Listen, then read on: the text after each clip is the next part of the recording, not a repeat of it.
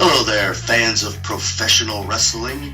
This is Brian Kendrick, the professional wrestler. Don't forget to subscribe to the Gorilla Report.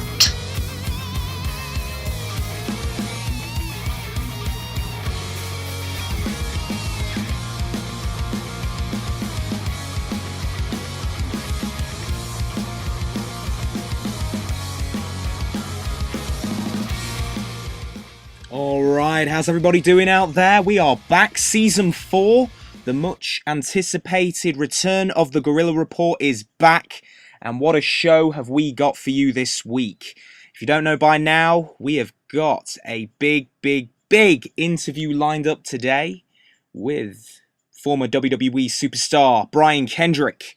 He sat down with me a couple of weeks back and we discussed his time in the business, talking about his time in Shawn Michaels Wrestling Academy, working the independents, his thoughts on the independents now compared to 10 years prior. Also, his thoughts on the Undertaker's streak, where he was when he found out about this, and his thoughts on Taker going forward. It's all in there because Brian Kendrick is coming up in just a couple of minutes. Now, before we go any further, I just want to do a few plugs to some great people on here that show their support for the Gorilla Report. I'm talking about the guys over at Lockup Wrestling. Lockup Wrestling was found in 2013 and is a great website for pro wrestling content. Great writers' reviews, blogs, it's all on there. Guys like Robert Shade and Nick Mason, Dan Hallam, they do great blogs, reviews of all things professional wrestling, from it being something from the Brit Rest scene to something in the independence of the United States. It's all on there. Go and check them out. And we feel that the Gorilla Report has a place on Lockup Wrestling. We do have a place on Lockup Wrestling because, hey, we're plugging them today. So thanks to them guys for continuing to support this show going forward. And also, let's plug the all-new, rebooted Gorilla Report Twitter page. I'm talking Gorilla @Gorilla_report. If you want to find out about new interviews, new content, exclusive stuff that you might not find out about on the main show, which goes on youtube.com, you're going to find it on Twitter @Gorilla_report. So go and please give us a follow. And also, of course, you've got the Facebook page, The Gorilla Report on Facebook. Please give us a like. It's always much appreciated. It helps get it out there to more and more people as well. So please go and do all that great stuff. It will be much appreciated. And that is that. Coming up next, we have got the much anticipated, as I say, treat of an interview. Brian Kendrick joins me next on the Gorilla Report interviews. He's coming up next. Professional wrestling fans, we welcome you back to Season 4, Episode 1 of the Gorilla Report. My name is Ollie Harper, and what a show we have got for you this week. Guest number 1 that is joining me this week, for me, I feel, is a great professional wrestler. This gentleman has travelled all over the world, a world traveller in the professional wrestling business, a former WWE Superstar, TNA star, Ring of Honor star. He's been to Japan, he has been to Europe, he has been in the States, Canada, all over the world. Ladies and gentlemen, joining me on the show this week is none other than the Brian Kendrick. Welcome to the Gorilla Report. How are you doing today, sir? I'm doing great, Ollie. And yourself? I'm doing great. I just want to say a big thank you for coming on the show, taking some time out of your day. I know you've got a few things you're up to today, and I just want to say thank you for fitting me in. Well, thanks for having me. No problem. Now let's start this interview. So, of course, you've recently just come back from a very successful UK tour. I know you were working with PCW, Preston City Wrestling, and of course Southside, among a few other promotions. How was the experience working over here on our shores? I love it. I mean, it's the fans there are very rabid. Southside and PCW are two very different crowds. And then after that, I hopped up to Glasgow to do ICW, which is very different from the other two as well. But they're whether they're little kids or drunken adults, they're rabid just the same. And so It's a real treat for me to get to come out there. Fantastic. One thing I want to ask you, of course, you get to see the crop of talent that our country has on offer. What I'd like to ask is, how would you compare the independents in places like the United States, you know, when you've been to a Dragon Gate USA or a Ring of Honor or a Pro Wrestling Guerrilla, and you compare that to an ICW, to a Southside, to a PCW, would you say there are them similarities in some way? Oh yeah, I mean, I would say the top of the indie talent is pretty much the same, as far as the type of performance they put in, the amount of effort they put in, the kind of shape they're in, ring shape, and otherwise, I'd say that they're pretty similar. There's and at the same time, the less experienced or less traveled wrestlers, whether it's in England or in the United States, are about the same as well. So it's very similar. There's little differences in the style and technique, but for the most part, wrestling's wrestling. At least the British and American style are almost identical, especially since the style of World of Sport has pretty much disappeared with the rounds and whatnot. Absolutely fantastic. And of course, you know, is there ever anything that you come over to the UK and you pick up that you might not have known? Or of course, they always say that you can always learn something new on any given event or any given trip. Would you say there was anything you were able to really pick up whilst over here? Sure, there's little nuances in the style of the I guess what you would call chain wrestling, the hold type stuff. If you know, I run a school, and when I want my students to study chain wrestling, I have them watch the old World of Sport stuff, you know, a Johnny Satan or, you know, countless others. So that style is very much alive still in the UK, and so I pick up I guess neat little tricks. Excellent. Now, of course, you're just saying that you actually run a school. Now, of course, your early days in professional wrestling, you went to Mr. Shawn Michaels' academy. I must ask, how was these experiences, getting to learn the trade of such a caliber name of Shawn Michaels? How was this for you? Oh, it was great. I mean, you could go to any school, but you just don't know how credible they are going in, and they might be fantastic. There's plenty of coaches in all sports that weren't particularly great themselves in the sport, but are born to be teachers, and there's some that are great in the sport that just can't teach. But I think Shawn Michaels is great at both, as is evident of Bryan Danielson, Daniel Bryan, American Dragon, whatever you want to call him, going out there and just taking over the world of wrestling right now. That was a student of his, and he taught him well. And so let's talk about Daniel Bryan, Bryan Danielson. Of course, you pretty much got into the business very much at the same time. How would you say your experiences were? First day you got to meet this guy, and you know how he's come along. Oh, I mean, I'd heard about him before I'd met him, because we're both from Washington State, which is tucked up in the Northwest. It's a not so heavily populated part of the world, and we're both named Brian. So when dealing with Shawn's mom over the phone before I came out there, she thought it was funny there was two Brians from small town Washington. So we'd heard of each other just by name and location before we met, and he was extraordinarily driven, which if it wasn't for him and his drive, I wouldn't have had anybody to try to work as hard as. So I'm really grateful that we were both at the same place at the same time. And can I ask, am I correct, one of your very first matches was against Dragon? Am I correct on saying that? Yeah, you're correct. I went to a school previous to Shawn Michaels' school, but he was my first opponent after graduating Shawn's school, which is when I really say I started my wrestling career. So, he was my first match, a 10-minute draw on Shawn's first show for students. Fantastic. And can I say about Shawn Michaels, what was the best advice you think for you? What was the best advice that he gave you for your career going forward? I don't know if it's so much in the way of words, but just him being there, motivated me to work my hardest, because he would be, I suppose, as most people look at like a father or something that you don't want to disappoint. He was somebody who I admired, and still do to this day. I think he's the best American style performer in the history of professional wrestling. So he was somebody who I wanted to make proud. And so that's what motivated me more than anything, was to not let him down. Yeah, I get that. It's fantastic. And another gentleman that I'd like to talk about who had a part in your career, Jason Sensation. Yes, Mr. The gentleman did excellent impressions back in the day. Still got his YouTube channel. Jason Sensation. Tell me about the first day you got to meet this guy, this character. Fantastic. He was small town Mississippi, I think. We were just doing a local show on developmental, for developmental at the time, and he was there, and we hit it off real quickly. Became best friends. He's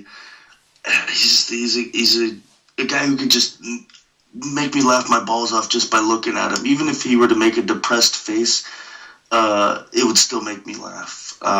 If anybody's ever heard or hasn't heard the Ric Flair, Bret Hart Radio Wars, do yourself a favor, because that's something I could listen to over and over again. And I hate to spoil it for you, but Jason Sensation is Ric Flair. But I'm pretty damn sure Bret Hart is Bret Hart, so it's makes it that much funnier. There you go. That's a gem. Anybody watching this video, once you've watched this, please go and find that here on the internet. I'm sure there'll be a little place you can go and check it out. So you say you were talking about developmental. Of course, in actually 2000, you got a World Wrestling Federation developmental contract.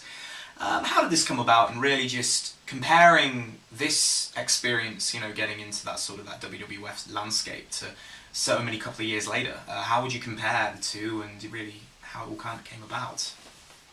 Well, they were WWF at the time was touring down in Texas, and so Shawn was able to get 4 of us a tryout match. It was a gentleman named Chris Schultz, wrestled as Shooter Schultz, Lance McNaught, who was Lance Cade, Brian Danielson, who was American Dragon, now Daniel Bryan, and myself. The 4 of us had a tag match tryout, and we had a contract within, I think, within a week. They'd sent us contracts due to our performance, and I'm sure also the idea that there's the potential to market students of Shawn Michaels, but they never went about going that direction really until I think perhaps they mentioned Lance Cade 10 years later or so. Yeah. But yeah, based on that match, we got signed, and at the time we all were in our 20s, early 20s, and still it was all so much a fast blur that it hadn't really sunk in. That's fantastic. It's a young age, still a young man in the business, getting such an opportunity, I can imagine would be very, like you say, a lot to take in, a lot to digest at the time. And of course, you went down to MCW, the territory that the WWF was providing. What would you say about MCW, your experiences getting to work down there? I mean, when looking back on it, I loved it. I got paid to wrestle. I got to train every day that we weren't doing a show. They gave me the keys to the gym so I could show up anytime I wanted. We had to set up and tear down the ring, but I was also getting paid to do it, to just live the life of a wrestler. Got to work one of the classic territories, which was Memphis, which has its own style of wrestling, of a real, hero-villain storytelling. And that's where I got to form some real friendships and met Jason Sensation. Those are times I'll always look back on fondly. Excellent. It's amazing how many great people you can meet in the business of professional wrestling that really stick around and stay with you as your life goes on. It's great. With also another thing I'd like to talk about, of course, is Ring of Honor. Now, of course, a couple of years afterwards, of course, you get to work for Gabe Sapolsky, and with Ring of Honor, you were part of the first Ring of Honor show, I'm correct? Yep. I was lucky enough to be on the debut show. And with Ring of Honor, Now, of course, where Ring of Honor now is, how much they've progressed over the years. I mean, they've got this TV deal. They're doing their stuff. They're going back on pay-per-view in a couple of this month, not next month. But what was your sort of first feelings when you were presented with this idea of Ring of Honor, Gabe's project that he put out there? He wanted you a part of it. What was your thoughts? I mean, of course, a lot of people would compare the Ring of Honor then to the old school ECW back in the 90s for that sort of underground, no holds barred. You go there, the land of the misfits. It's full of guys that are wanting that big break. What would you say to them early days in Ring of Honor? I mean, when I was first approached with it, all I knew was that I was living in Los Angeles and I had an opportunity to wrestle in Philadelphia. I hadn't had a chance to make a name for myself. I just had a developmental deal and wrestled for Shawn, so that was about it. So it was a great opportunity. I was excited to get to do it. No idea that so many people would wind up coming through it, and there's no doubt about it. Gabe Sapolsky has just an eye for talent. I mean, the first main event was Bryan Danielson, Low-Ki, and Christopher Daniels. And CM Punk had already been around, but CM Punk really got a shine in Ring of Honor, as did Samoa Joe, as did Doug Williams. There's just a lot of guys looking back on it really got a break and got to put on some fantastic matches there. Indeed. And I must say, would you in the future, would you want to go back to somewhere like Ring of Honor and do a couple of shows?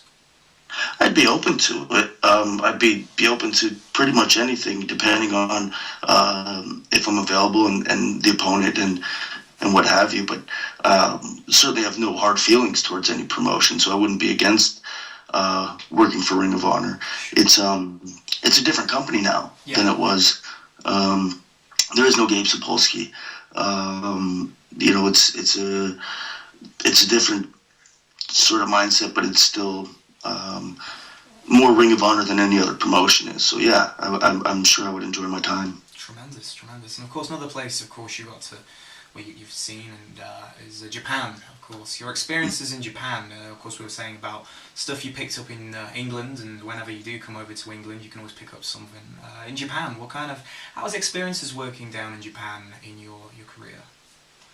I love wrestling in Japan. The fans look at it differently, but that's just because the people there are different. They're not going to laugh at you for being a pro wrestler. Just they're too kind they're just too nice. They respect the hard work behind it, and the Japanese do work really hard. Whereas if you're not a wrestling fan, pretty much anywhere else in the world except Mexico or Japan, you'll get ridiculed because people don't understand it. And for the most part, people are dicks. Everybody's a dick in certain circumstances, and that's one circumstance that the masses have agreed you can laugh at, except Japan. And the style of it is different, where you're building towards drama at the finish, and I really love it, and I try to implement that in my matches today. Excellent to say. So, touching off about the whole professional wrestling having that serious aspect, and how the Japanese is very much a respectful place. I mean, I've seen a lot of Japanese wrestling, and there's always very much the crowds are a lot more respectful. They clap. There's none of this like cheering, and it's very much more of a clapping sort of environment. So I'm comparing, of course, you're going to get that sort of that different environment in somewhere like Japan to a loud, rowdy, total non-stop action wrestling crowd, or a WWE crowd, So, but yeah, another thing I'd like to talk about, of course, comedy in wrestling. Now I'll say, to go a bit more into more of a out there sort of in comedy in wrestling. I know you've had your fair share of comedy in wrestling, of course, with Spanky. We say talking about Spanky, the name Spanky. First of all, how did the name come about with Spanky? That name is it's a cool little name. How did the name Spanky come about? I think it'd be it's an easy enough name for the people to say if in an American style, people the audiences tend to chant names, and so it's an easy name to chant. On top of that, it was just a funny masturbation reference. So that's the long and the short of it, I suppose. There we go. What would you say to people who say that comedy doesn't have a place in wrestling? What would you say to those people? I would say that they're mistaken, that they're closed-minded. I know a lot of people that also they shit on hardcore wrestling.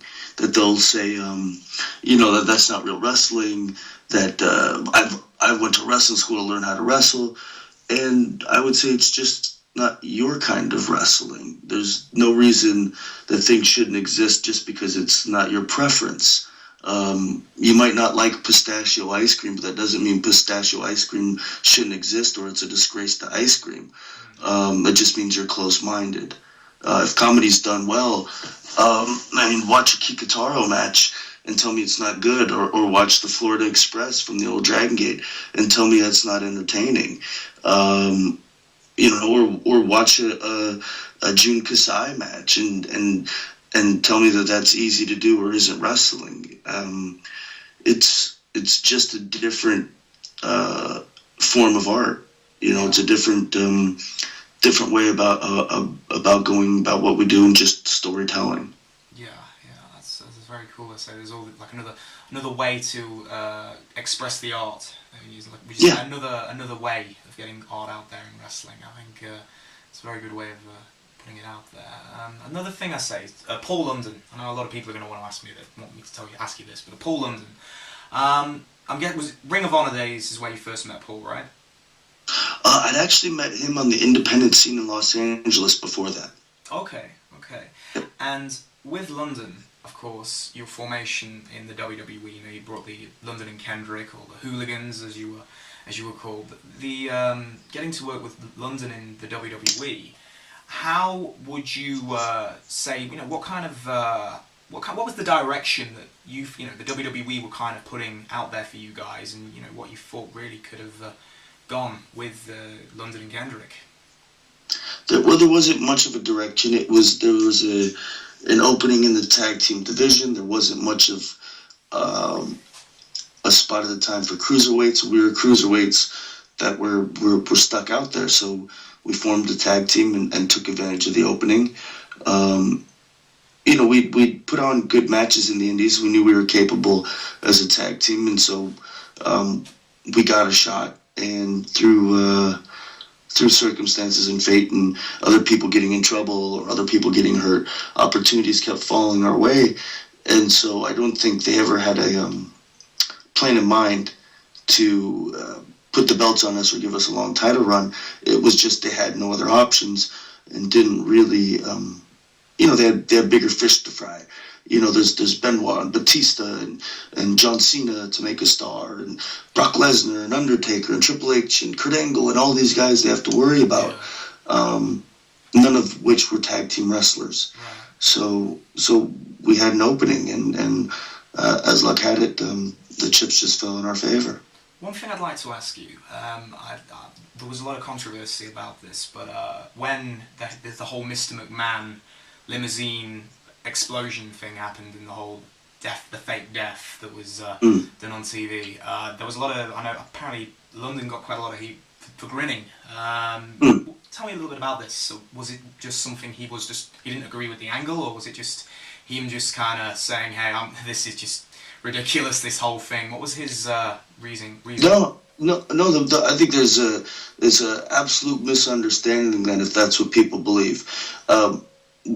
The audience was supposed to, or not the audience, us wrestlers were directed to act nervous. That Vince McMahon, it was filmed before the day, before the doors had opened. So we were instructed to, I guess Vince McMahon had been losing his mind throughout the episode of the show. And so we were directed, just be nervous around him, act as if you don't want to bother him. So everybody's took that as kind of twirl your thumbs or look down at your feet or something like that. And the way Paul took it was to just grin as if nothing's happening here. And we had no idea that Vince was going to die. We had no idea what was happening, and Paul simply took the direction as we were supposed to be nervous, and that's how he chose to interpret that. He meant no disrespect. Now they were upset, quite obviously, about it, but plain and simple, it was a misunderstanding that if he'd been told, "Look, you dummy, don't smile," and do the takeover again, Paul wouldn't have smiled. He wasn't trying to get one up on anybody. Yeah. He wasn't trying to ruffle any feathers. He was trying to do exactly what he thought he was supposed to do, which was just act nervous, and so he had a nervous smile on his face, and that's the truth of it. Well, thank you for getting that out to there. So guys, that right there, you heard it right there, horse's mouth, that is the true answer to kind of wrap that one up. In terms of, you know, the whole split of London and Kendrick, was you ready for it? Were you a fan? Were you ready for this tag team to split up? I mean, you getting sent to SmackDown, London staying on Raw. Was you ready for that next sort of step? You think we both were, just because?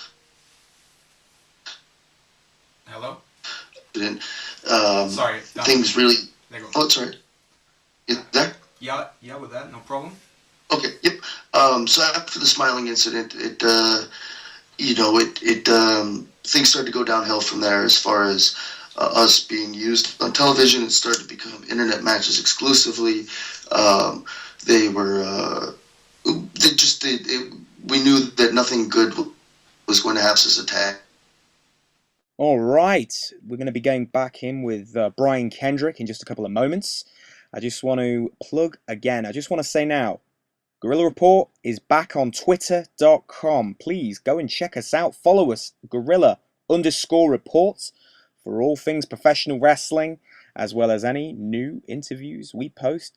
They'll be going through either via the Twitter page or, like I say, the Facebook page. But please go and follow us on Twitter at Gorilla_Report. Now, let's get back in with Brian Kendrick. All right, now we are back on the Gorilla Report, and I am carrying on this great discussion with the Brian Kendrick. Now, where we left off was talking about the breakup of London and Kendrick, and you know, what was your thoughts really in terms of, were you a fan of this?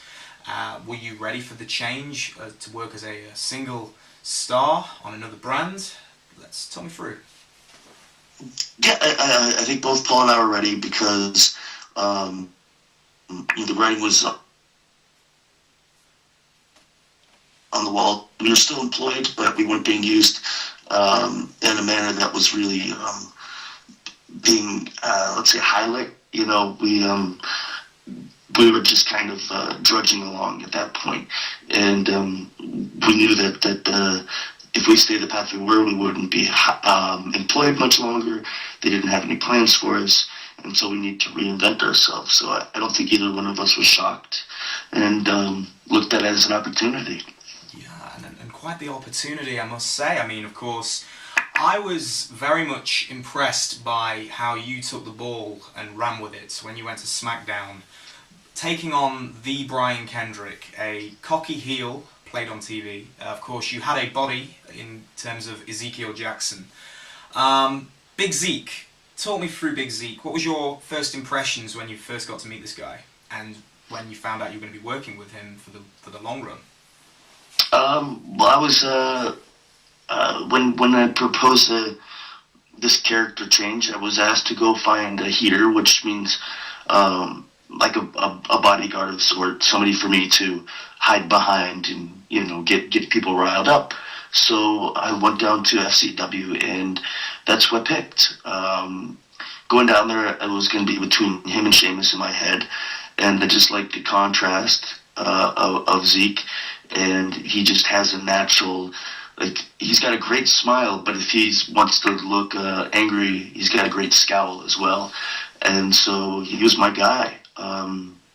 And I liked the fella. It worked out really well until I, you know, pissed it away.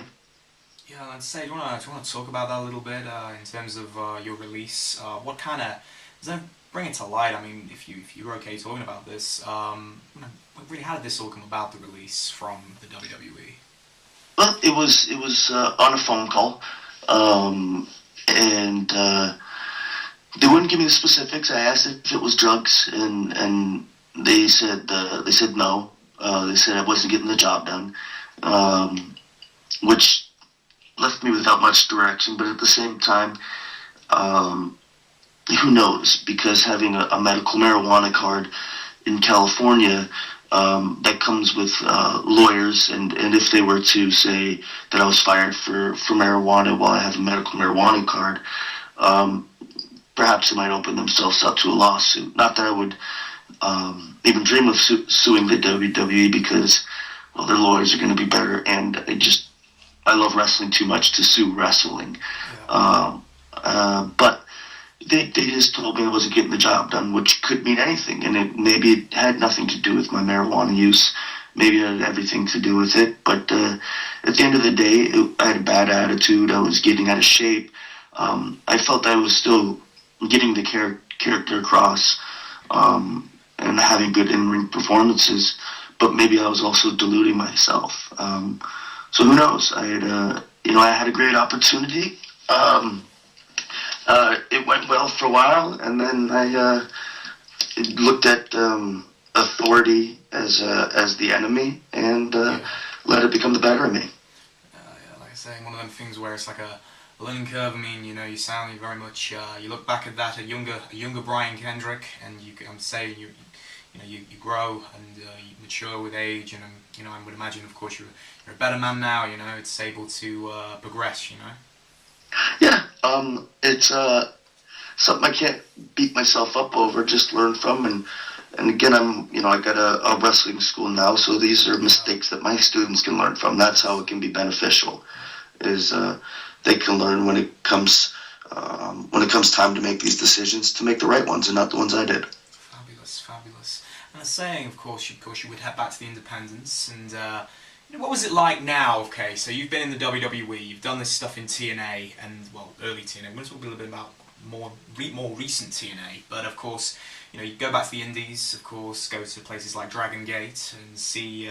The Indies then, a couple more years later, we're talking now 2009 time, American Indies. What was your thoughts, gentleman fresh from WWE going back to the independents where it all kind of began? It's a little different. You get so used to a WWE style, which is very much story based, and then you go back out to the Indies where it's more of a stunt show. A lot of the matches, the guys had never really concentrated on getting the people compelled and pulling on their emotions, where they're more looking to do the most fantastic things that their body physically can be capable of. So it took me a while to get readjusted to. Yeah, of course, I bet it would. And would you say now, do you prefer the independents in terms of the lifestyle, in terms of the way it's a bit more free? I mean, they always say the guys on the indies are starving artists, but in terms of been working in a $1 million company like WWE to working the smaller place like the independents, what do you prefer? In terms of the much more freer lifestyle, or being in that sort of contract where you're working a lot of days in the year? It's there's give and take. The security of the WWE is nice, because even if you're not getting used, you can still pay your bills because you get that weekly check. But the artist is compromised. If you're told you have to do this as a character, you've got 4 minutes to do it. Be here at this time. Wear these clothes. There's a lot of it's a job. Yeah. Now, as far as jobs goes, 9 to 5s, it's probably the best job I could imagine having. But if on the indies I can be a bad guy or a good guy, or wear whatever outfit I want to the ring or backstage, I can take a booking in Amsterdam and stay an extra week if I want. I can you get a chance to make friends with the local wrestlers. So wherever I go, wrestling wise on the indies, I wind up making a few friends, and so there's pluses and minuses to both of them. But I certainly do enjoy my time on the indies. There's no doubt about it. Phenomenal. And I say another place, of course, going back from the indies, going to what a lot of people call the second company out there in the United States, TNA Wrestling. Of course, it was around that sort of 2009-2010 time that you came in. And of course, you've been in TNA a few years earlier for a bit.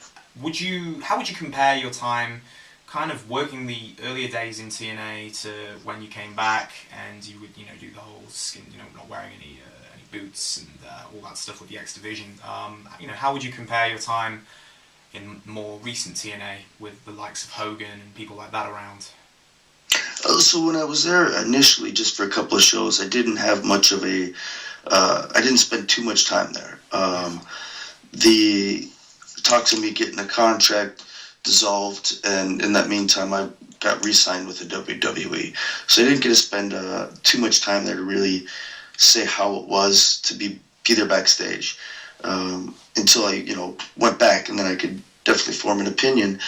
I enjoyed my time there. I was able to create a character as bizarre as I wanted to. At least at first, it got changed a bit as things went on, but I was really excited for the opportunity to be able to write my own stuff, and as bizarre as I wanted to make it, Vince Russo allowed me to do it, and I enjoyed it. I enjoyed the people that work there. As far as the backstage people are great too, but the wrestlers, a lot of them were friends I'd made on the indies or friends I'd made back in the WWE in the past, and it's situated in an amusement park, so I could sneak off and go ride a roller coaster if I wanted to. Very cool, very cool. That's nice when you've got that sort of that freelance. So would you say, looking at TNA now, there's a lot of people that think that TNA is kind of on that decline. There's a lot of guys, the old school guys that are leaving. AJ Styles gone, Christopher Daniels gone, Frankie Kazarian.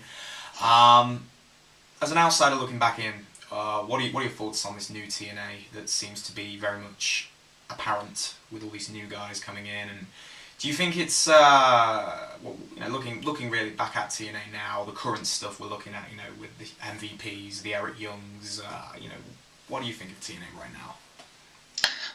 The truth be told is I haven't watched any modern wrestling except little bits of the last few WrestleManias. So I couldn't tell you if it's any good or not. All I could tell you is my opinion as to why it might not be as successful as it potentially could have been, and that's because it's not different enough. But again, I can't say that as an absolute, because I don't watch it. Only based on my time there was that it was too similar to the WWE to make it a real alternative. If you wanted to watch the WWE, you just watch the WWE. I think the opportunity there was in the X Division with the female wrestlers that were really enticing people, but to go with the same style that it is like the WWE with heavy promos and a lot of heavyweights and backstage stuff and psychology based. It isn't enough of an alternative to make you not watch WWE and choose TNA instead. But again, I haven't seen any of it since I wrestled there, so it's hard for me to be firm on that.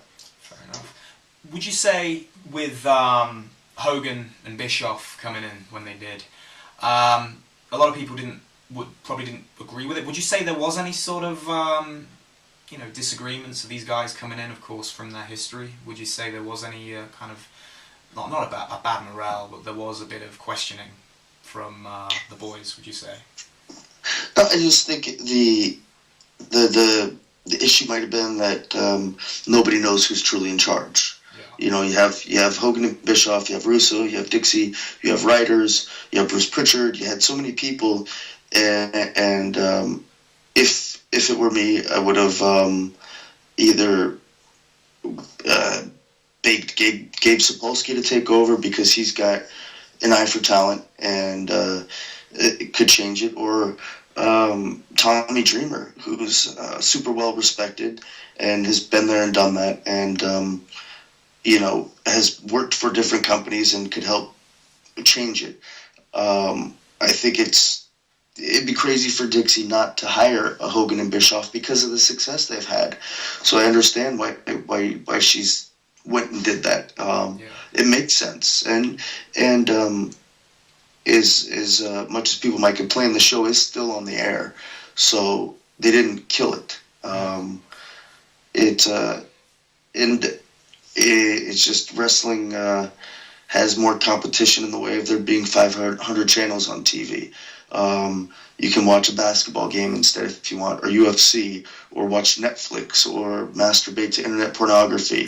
So there's so many options out there to still get, you know, 1.5 million people to tune in every week. They're at least doing that right. Yeah, absolutely. And of course, Jeff Jarrett's also got a new project coming up. Have you heard about G-Force Wrestling, Global Force? Brian? Second, Mike. Oh, sorry. You hear me? I can hear you, yes. Okay, great. So you're asking me about Jeff Jarrett? Yes, Jeff Jarrett. What are your thoughts on his new promotion, his new project that he's bringing out there? Well, I mean, I hope it happens. As far as I know, they haven't run a show yet. They don't have a date scheduled or building booked. But Jeff Jarrett's a proven go-getter. He's helped create TNA. He did the Rocka King show. He even did the Wrestling on Wheels program or whatever that was. I don't know if it ever saw the day light of day, but he went out there and made it happen. So if I were to put faith in a human starting up a wrestling company, I would put it in Jeff Jarrett. I hope it happens. I hope it's innovative enough to really intrigue people, and I hope dozens of wrestlers become millionaires because of it. Fantastic. Would you say that it's like I say, it's nice, of course, that there are more and more of these promotions coming out there to create opportunities for guys and girls and students of your school, that when they get that break and step up and places to work. It's more places to work. It's going to make wrestling a much better place. Well, it is already a place, but Oh, I think so. It's the more promotions, the better it is for everybody, and it'll trickle on down. If there's fans of Jeff Jarrett's promotion, then they might watch the indie shows that come to town. As long as TNA's around, that's more options for guys. And again, people who like TNA might watch the local indie shows that come to town. So the less of a monopoly, the better it is for everybody. And I think it was, as we know, that the time when wrestling was at its peak is when there was 2 super popular wrestling shows. Each show was drawing better, competing against each other than one is right now with no competition. Yeah. One more thing before we start wrapping this up. So talking about the fan experiences. What's your thoughts on the internet wrestling fans, or the IWC, the internet wrestling community, as it's been given this name? What are your thoughts on internet wrestling fans when they go online and try and shoot the shit? I mean, it's I guess I'm glad they exist because they help keep wrestling afloat. They're the ones who help, keep the indie shows going. That's going to be your PWG or ROH style of fan. I don't think they make up a huge percentage of the wrestling population, but they make up enough. And I think they're, if we're to talk about them bitching and moaning, I think you'll find that absolutely anywhere on the internet. You could go to ESPN and people will bitch. You can go to IGN and people will bitch about video games. That's just what people do.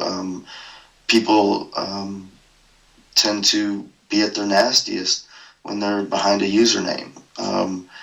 But I don't think it's any worse than any other cross-section of the internet population.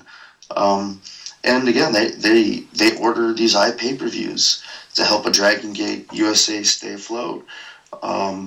So as much as it is to be upset by some snarky comments, that means they have to be watching the shows to be snarky. So more power to them.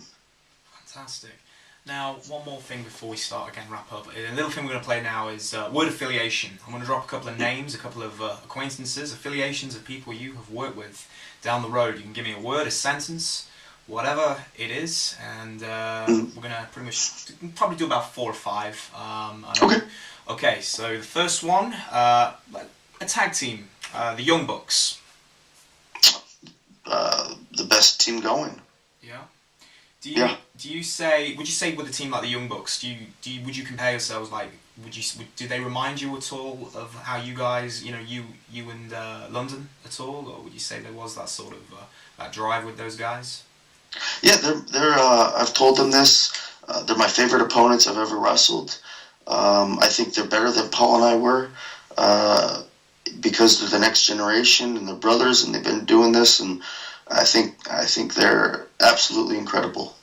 Tremendous. Another one, Trent Beretta. Oh, I love the guy. I think he's hilarious. I think he's fun to be around. But the first thing I think of when I hear his name is shots of gin. Fantastic. Another one off the top, Prince Devitt. I think he's the best singles wrestler going. He looks the part more than anybody. He's absolutely shredded. He's